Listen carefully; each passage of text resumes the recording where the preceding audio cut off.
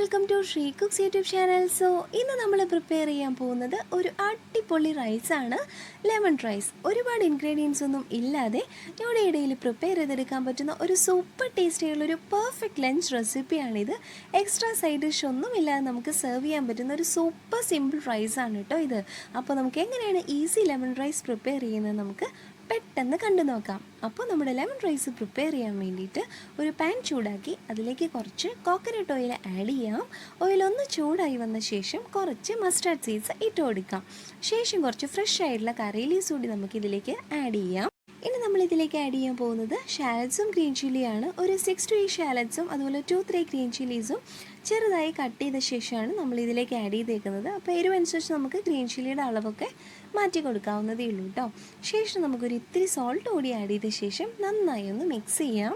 അപ്പോൾ ഇതൊന്ന് ഫ്രൈ ആയി വരുന്ന ടൈമിൽ നമുക്കിതിലേക്ക് കുറച്ച് ഗാർലിക് ആഡ് ചെയ്യാം. ഞാൻ നന്നായിട്ട് തന്നെ ആഡ് ചെയ്തിട്ടുണ്ട്. കട്ട് ചെയ്യാതെ ജസ്റ്റ് ഒന്ന് പീൽ ചെയ്ത ശേഷം കുറച്ച് ഏറെ ഗാർലിക് പോട്ട്സ് ഞാനിതിലേക്ക് ആഡ് ചെയ്ത് കൊടുത്തിട്ടുണ്ട്. എന്നിട്ട് നമുക്ക് നന്നായിട്ടൊന്ന് മിക്സ് ചെയ്യാം. അപ്പോൾ ഗാർലിക്കിൻ്റെ ഒക്കെ ആ പച്ചമണമൊക്കെ ഒന്ന് മാറി നല്ല സൂപ്പറായിട്ടൊന്ന് ഫ്രൈ ആയി വരണം. അപ്പോൾ നന്നായിട്ടൊന്ന് കുക്കായി വരട്ടെ കേട്ടോ. അപ്പോൾ അതാ നല്ല സൂപ്പറായിട്ട് ഇവിടെ ഫ്രൈ ആയി വന്നിട്ടുണ്ട്. ഇനി നമുക്കിതിലേക്ക് ഒരിത്തിരി ചില്ലി പൗഡർ ആഡ് ചെയ്ത് കൊടുക്കാം. കുറച്ച് മതിയാവും. ശേഷം ഒരിത്തിരി ടർമറിക് പൗഡർ കൂടി ആഡ് ചെയ്ത് കൊടുക്കാം. എന്നിട്ട് നന്നായിട്ടൊന്ന് മിക്സ് ചെയ്യാം. ഇനി നമുക്ക് ഇതിലേക്ക് ഒരു ഹാഫ് ലെമൺ ജസ്റ്റ് സ്ക്യൂസ് ചെയ്തെടുത്ത ജ്യൂസ് ഇതിലേക്ക് ആഡ് ചെയ്ത് കൊടുക്കാം. എന്നിട്ട് നന്നായിട്ടൊന്ന് മിക്സ് ചെയ്യാം. ഇത് ജസ്റ്റ് ഒന്ന് ബോയിലായി വരണം കേട്ടോ.